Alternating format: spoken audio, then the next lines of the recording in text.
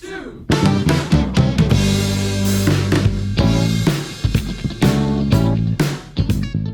The envelope, or envelope, a simple yet essential item, has a long history that dates back to, get this, ancient civilizations.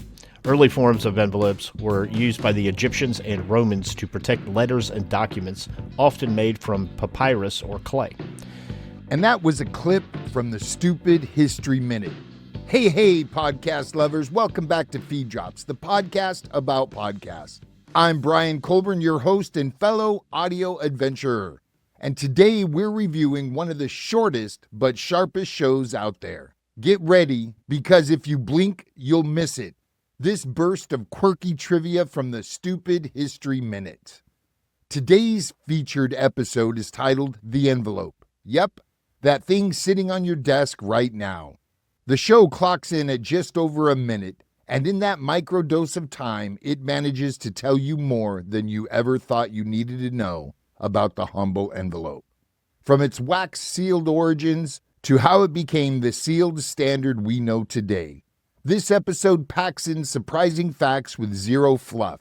It's fast, focused, and weirdly satisfying.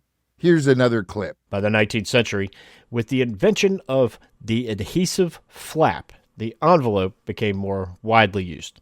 All right, let's break this down. Here's how the Stupid History Minutes scored on our Feed Drops 10-point scale. Audio quality, 8.5. The recording is clean with minimal background noise. The mic quality is solid with crisp, punchy delivery. Clarity, 9.0. The host speaks clearly, enunciates well, and uses a well-paced, enunciates better than I do, and uses a well-paced rhythm that makes every word understandable without needing to rewind. There's no verbal clutter. Content quality, 8.0. It's brief but tightly written. The show gives you a fun, specific fact about the history of the envelope that feels fresh. Pacing, 9.5. The show maximizes its short runtime beautifully. It never drags or feels rushed. Every beat is purposeful. This is a masterclass in micro-format pacing. Tone and delivery, 8.0. The host brings a warm, tongue-in-cheek vibe that fits the Stupid History theme well.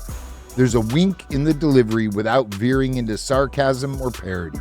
It's inviting without trying too hard. Editing and post-production, 9.0. The transitions are smooth and the cut is tight. The flow is seamless. You'd barely notice any edits, which is the point. However, it doesn't use editing to enhance or add characters beyond the basics.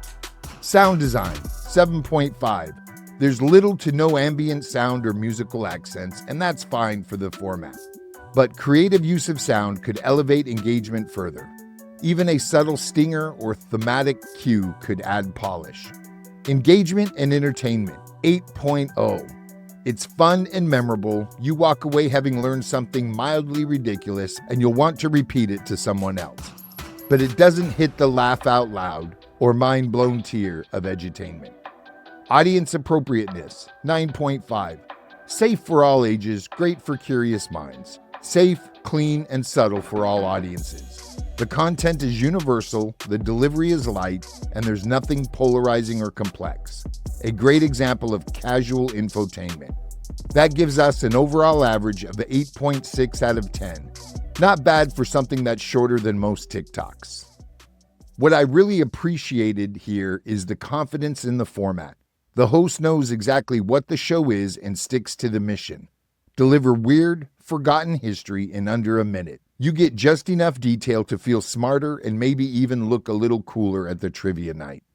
If you're into shows like Today I Found Out, Minute Physics, or The Way I Heard It with Mike Rowe, you'll feel right at home. It's perfect for people with a love for trivia or minimal podcasting time. Teachers, commuters, and info junkies. This is one for you. Go check out the Stupid History Minute. Subscribe, binge a dozen in a row, and impress your friends with your envelope knowledge. And hey, if you've got a podcast you'd love us to review, head over to Feed Drops and submit it. And if you liked this episode of Feed Drops, share it with a friend, leave us a review, and hit that follow button. New reviews drop all the time, and so do great shows. Until next time, I'm Brian Colburn, and this has been Feed Drops. Keep listening and keep learning.